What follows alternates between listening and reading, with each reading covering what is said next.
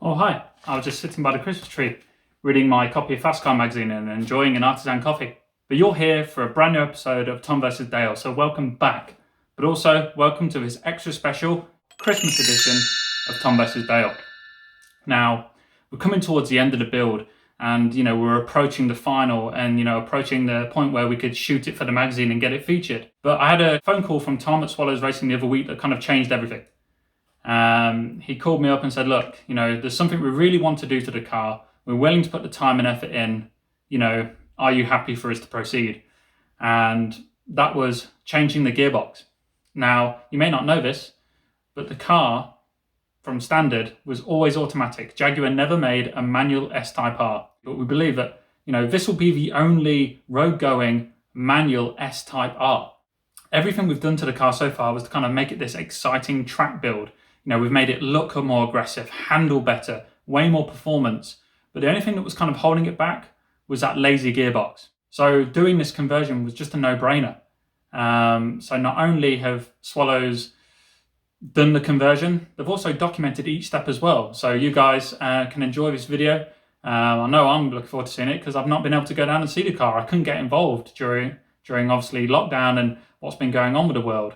So sit back, relax, and enjoy this extra special episode of Tom vs Dale.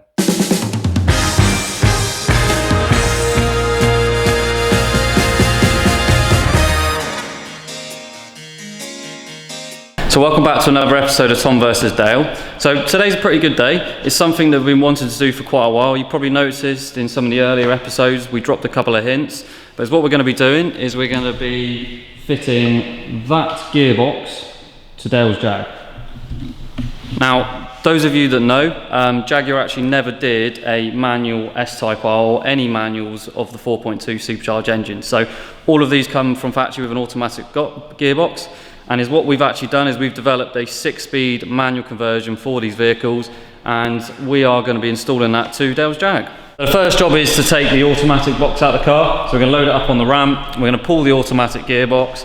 We'll show you how we do that. Once we've got all of the centre console out, we can then adjust the linkages for the manual gearbox to go back in, fit the clutch, and then we can put it all back together. Now, the electronic side of things are where things get quite complicated on this. So we'll talk about that later anyway, but for the moment we're just literally going to do the mechanical side, which is strip the gearbox out and fit the kit that we've supplied all back into the car.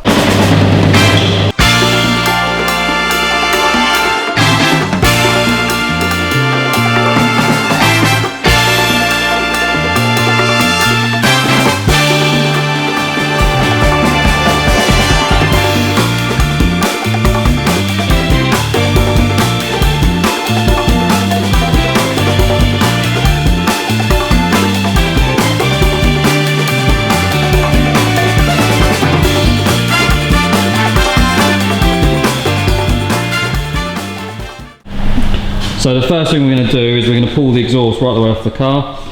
We've literally just got to unhook these hangers up here. We're going to unbolt both of the cats either side and drop the whole exhaust system down in one hit. Then we can drain all the fluids out of the gearbox and get to all the bell housing bolts as we need to.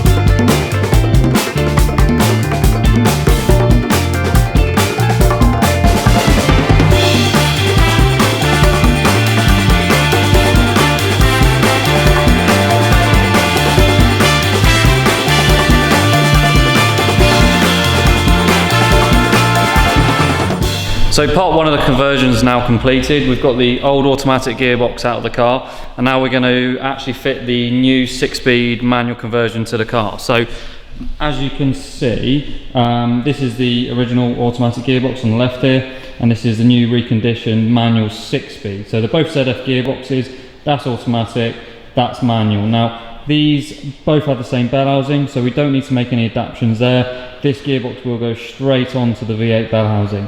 We then can fit the gear linkage to the top of the back of the gearbox before it goes into place, and then we've got to fit the pedal box in the car. Now We've actually made a billet conversion for the clutches on these.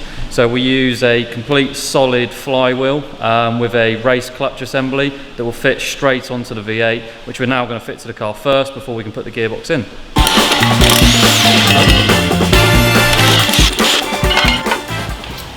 Yeah, so with the billet flywheel conversion that we do for these, we actually machine the timing marks into the back of the flywheel, so you don't need to use the original flexi plate from the car. So ordinarily your torque converter would bolt straight to this, and then the automatic gearbox would then bolt up into place. But we can remove this completely, and we're going to put a complete solid billet flywheel conversion straight on.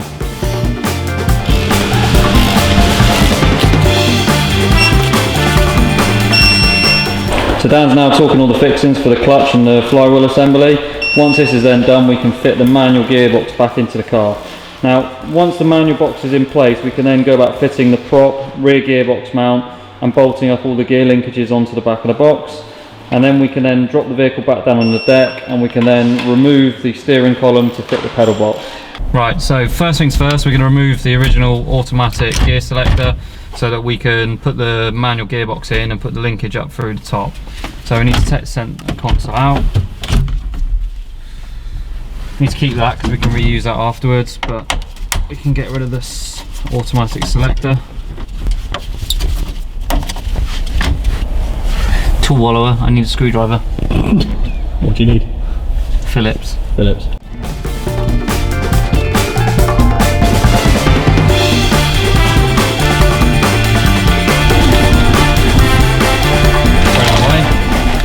And then conveniently, because Jaguar must have just considered this being a manual, just have to remove the plastic inspection panel, and then we can thread the manual gear linkage up through.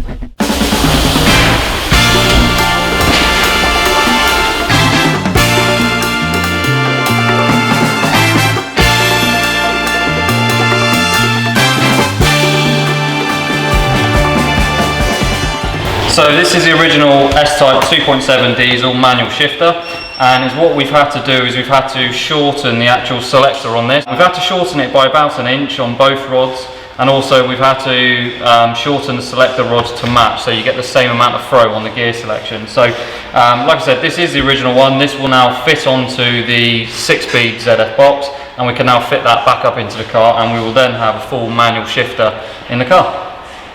So with the steering column out, we can now see the pedal box that we need to change. We need to remove the brake light switch, the brake master cylinder, push rod there, the servo in there, and then thread it out amongst all of the other electrics and brackets that are in the way. So that's the auto pedal box out of the car, and this is the manual one that's going in. So this is from the earlier V6 petrol, which they actually did a manual option from factory. So looks pretty good because it's still got the OEM look, etc. Now the throttle pedal will remain the same because it's drive-by-wire on this model. So we're just gonna now get the pedal box in, center consoles back in, and the steering column has been removed so that we can, well, say we, Dan can refit that back into the car. 5 minutes later. Right, so the manual conversion is now completed.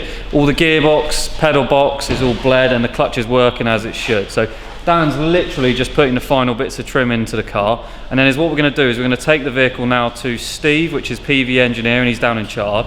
We use Steve a lot for all of our dyno work, and he helps us hugely develop the ECU packages for these vehicles. So at the moment it starts and drives on the standard ECU, which is the Denso factory ECU.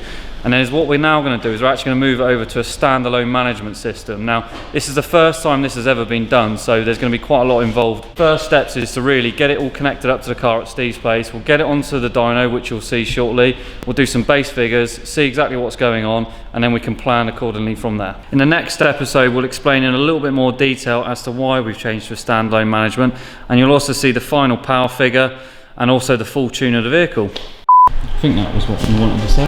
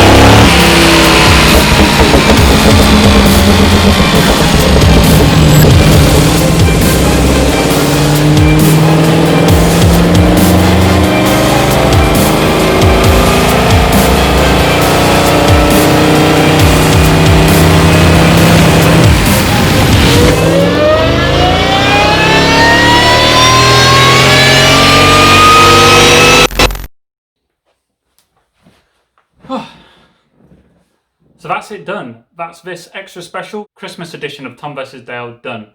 So before we say anything else, a huge, massive thank you to Tom and the guys from Swallows Racing that not only have taken on this big task so kind of far down the line with the car nearly finished, but also document it as well so you guys can check it out. Now, to see even more about the car, make sure you check out Fast Car Magazine in early 2021 to get the full details and a few new surprises that we're actually working on, especially for the magazine feature. Make sure you like, share and subscribe and tap that notification bell to be notified when the next Tom vs Dale video is released, and make sure you have a fantastic Christmas.